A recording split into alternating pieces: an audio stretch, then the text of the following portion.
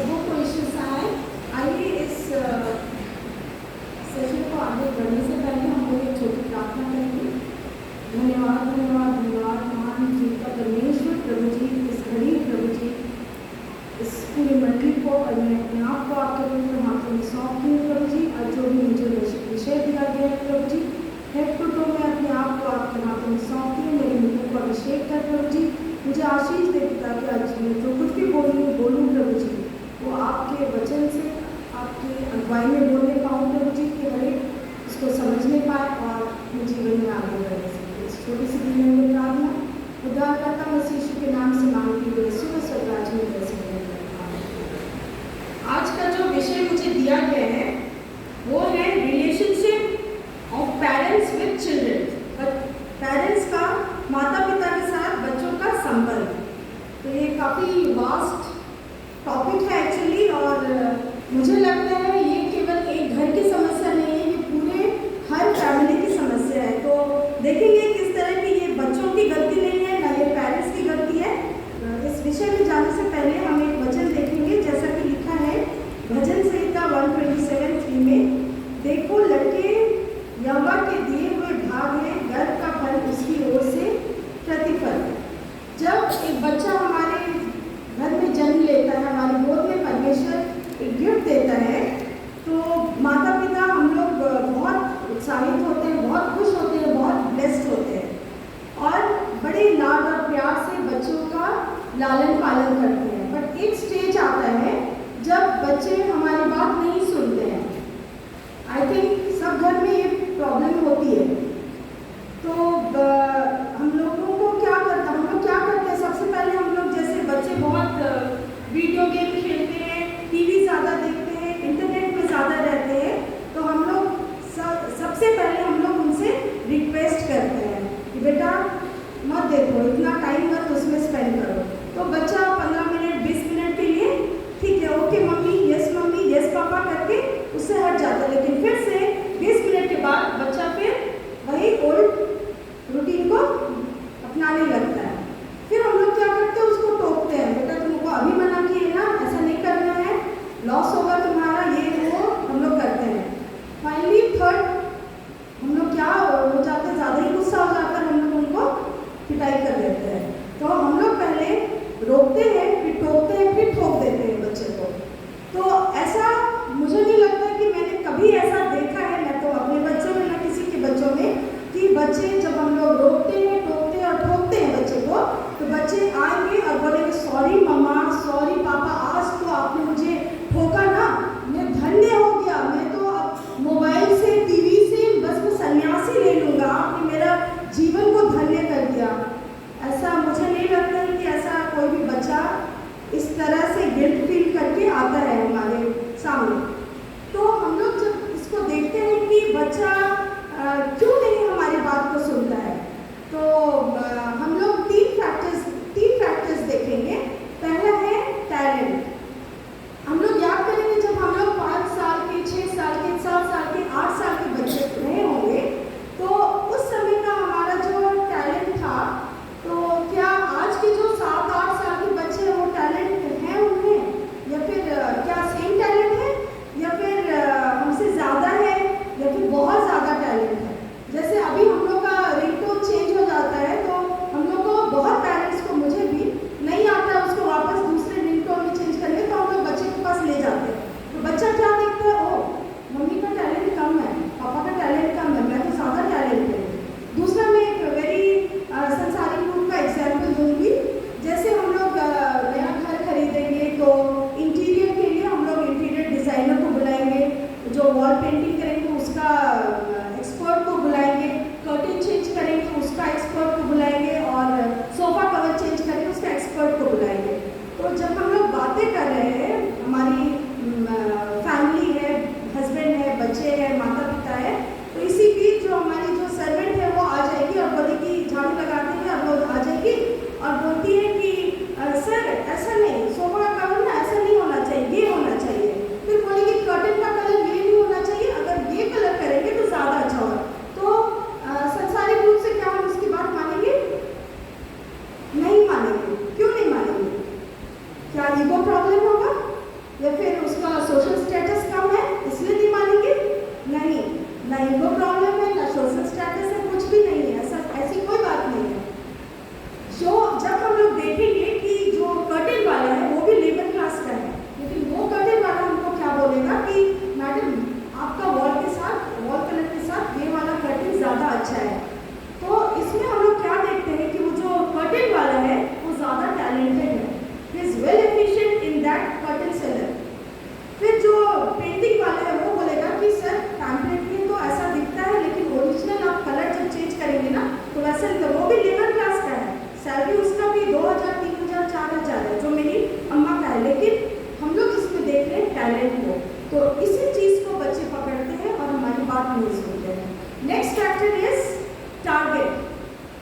Target मतलब जैसे हम लोग पुराने समय में पहले जो व्यवसायिक लोग रहते थे पुराने ज़माने में, उस समय हम लोग जब टारगेट देखते हैं तो हम लोग क्या देखते थे कि सुनार का बच्चा सुनार ही बनता था, राजा का बच्चा राजा बनेगा, उसका बच्चा राजा बनेगा, और जो हकीम होते थे, डॉक्टर रहते थे, उनका बच्चा डॉक्टर बनता था। उस समय जो बच्चे रहते थे उनके टारगेट में उनके पापा रहते थे। आज ऐसा नहीं है। तो वो बिहेवियर है, बिहेवियर उसके बिलीफ के साथ जुड़ा हुआ है, तो हम लोगों को उसके बिलीफ को बदलना है। जैसे इंसिडेंट लेंगे और इमोशन लेंगे, मतलब एक परिस्थिति लेंगे और उसके साथ इमोशन जुड़ा रहता है, इमोशन के साथ बिलीफ जुड़ा रहता है, और बिलीफ ही जाके बिहेवियर बनता है। जैसे कोई मैं एडल्ट पर्सन की बात करूँगी, फिर हमारे जो बड़े बच्चे हैं वो लोग खुदा ना खास्ता कोई गलत बैड हैबिट में पड़ गए। कोई बच्चे sorry to mention all this things, लेकिन एज एन एग्जाम्पल मैं बोल रही हूँ, स्मोक कर रहे हैं या ड्रिंक कर रहे हैं, तो उनको पेरेंट्स से बहुत बार बोला जाता है, डॉक्टर से बोला जाता है आप स्मोक करना बंद करो, आप गलत रास्ते पे जा रहे हो, आपका हेल्थ को बहुत हार्म होगा। वो नहीं सुनता है, वो कितनी बार ऐड भी देखता है कि ऐसा हो गया, वो कितनी बार सुनता भी है कि ऐसा हो गया, वो हॉस्पिटलाइज्ड हो गया और उसके बाद डेथ हो गया। लेकिन अगर उस बच्चे का कोई बहुत क्लोज रिलेटिव के साथ ऐसा होता है तो जिस चीज़ को वो 10 साल से नहीं छोड़ा था, विदिन सेकेंड्स वो उस चीज़ को छोड़ देगा।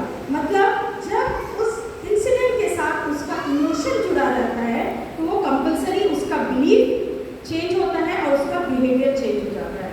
नेक्स्ट थिंग हम लोग देखते हैं कि कई बच्चे बहुत कार को बहुत स्पीड से ड्राइव करते हैं, और जब हर रोज़ हम लोग देखते हैं रोड पे कितनी बारी एक्सीडेंट्स देखते हैं, लेकिन जब वो बच्चा एक्सीडेंट देखता है तो वो चेंज नहीं होता है, या फिर एडल्ट भी जो है वो चेंज नहीं होता है।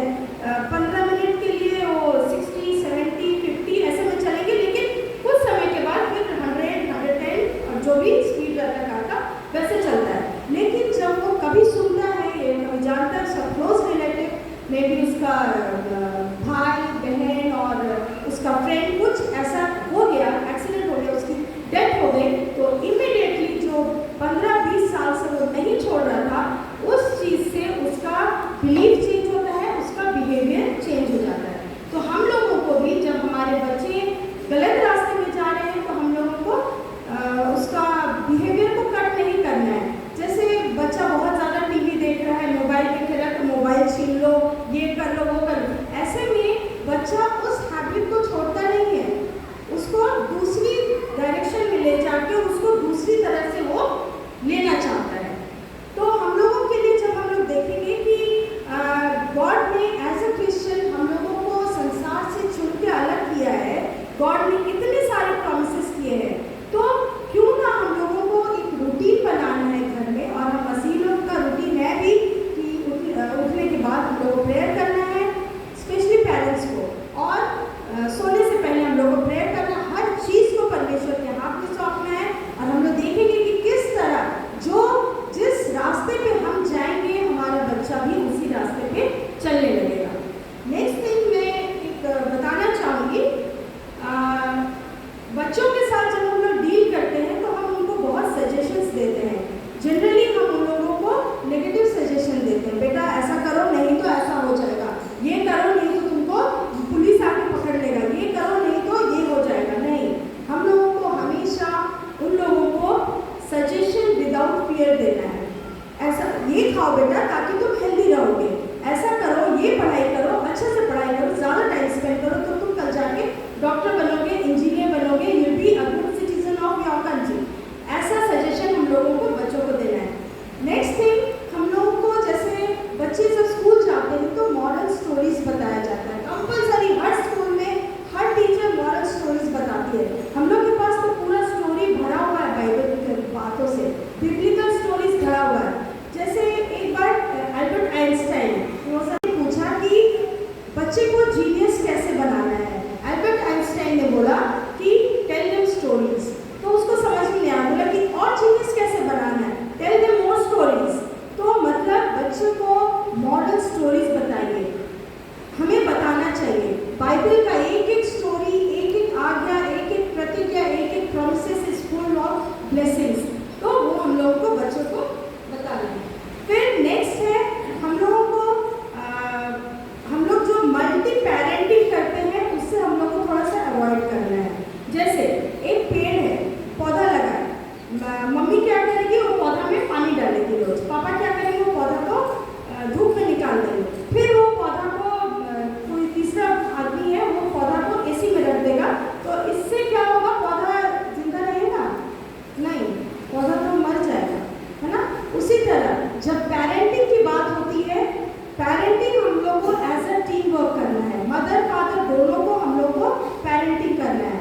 जनरली हमारे घरों में क्या होता है कि जब पापा डांट रहे हैं तो मम्मी बीच में आ जाएगी कि नहीं इतना ज़्यादा मत बोलिए, ऐसा मत बोलिए, बच्चा को बुरा लगेगा। नहीं, जब फादर डांट रहे हैं लेट हिम स्कोल्ड।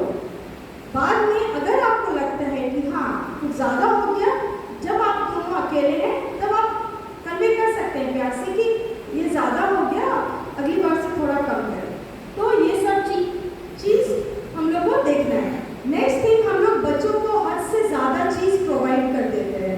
जैसे पापा क्या सोचते हैं कि हाँ जब मैं छोटा था मुझे ये चीज़ नहीं मिली थी, तो अभी जब मैं दे सकता हूँ तो क्यों ना दूँ।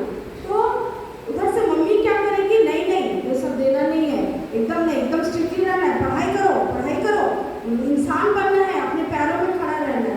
तो इस समय के लिए भी आराम से बच्चों को बैठा के बच्चों को मेरिट्स डीमेरिट्स सुनाना है। और जब आप परमेश्वर की रिलेशनशिप में बच्चों को लाएंगे तो हमारे बच्चे तो बस कमाल ही करेंगे। नेक्स्ट थिंग, जैसे बाइबल में लिखा हुआ है मत्ती 18 में 1 से 3 में, बस मैं थर्ड पार्ट को लूँ। मैं तुमसे सच कहता हूँ कि जब तक तुम न फिरो और बालकों के समान न बनो, तुम स्वर्ग के राज्य में प्रवेश न कर पाओगे। तो इसमें बच्चों को बहुत महत्व दिया गया है कि हम लोगों को बच्चों के समान बनना है।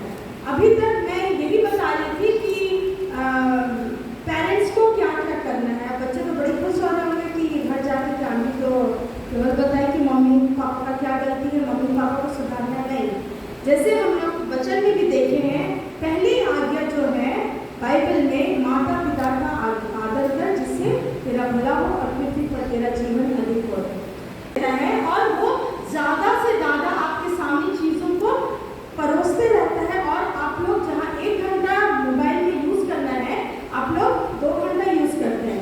इससे क्या होता है, जो कंपनी वाले जो बैठे हुए हैं उनको कुछ नहीं होता, उनको तो मेन टारगेट आपका टाइम को कैसे ऑक्यूपाई करना है, आपका टाइम को उनको वो टारगेट करते हैं। जब आप 1 घंटे से ज़्यादा 2 घंटा देखेंगे मोबाइल, 3 घंटा देखेंगे मोबाइल, उनको तो ज़्यादा पैसा मिल रहा है, वो लोग BMW में घूमेंगे, मर्सिडीज में घूमेंगे, लेकिन आपका लाइफ कहाँ जा रहा है ना। क्लास में एकदम वीक हो जाएंगे, पढ़ाई में वीक हो जाएंगे। तो इस चीज़ में आपको बहुत फोकस करना है। नेक्स्ट हम लोग देखेंगे, जब बच्चे बड़े हो जाते हैं, शादी हो जाती है, तो उन लोगों को प्राइवेसी चाहिए होती है। और बहुत बच्चे अपने पेरेंट्स को ओल्ड एज होम में रख देते हैं। ऐसा कभी नहीं करना चाहिए। पेरेंट्स को हमेशा अपने साथ रखना चाहिए, हमेशा उनका रेस्पेक्ट करना चाहिए।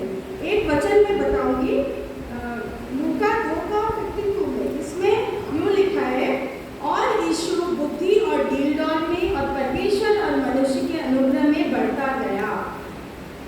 परमेश्वर और मनुष्य के अनुग्रह में बढ़ता गया। मनुष्य के अनुग्रह में भी यीशु मसीह बढ़ता गया। मतलब ऐसा ब्लेसिंग्स हैं जो कुछ तो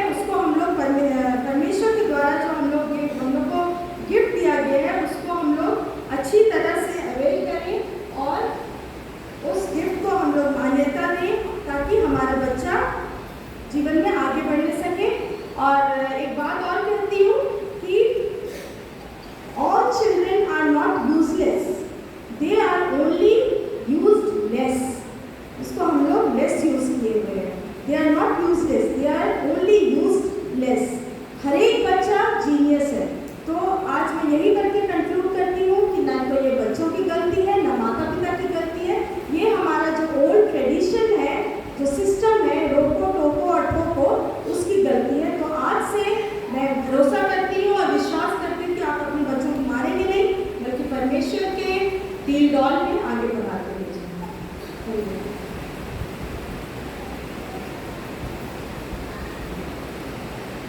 इन सब सुंदर सुझाव के लिए श्रीमती सोनिया एक्का को धन्यवाद देते हैं।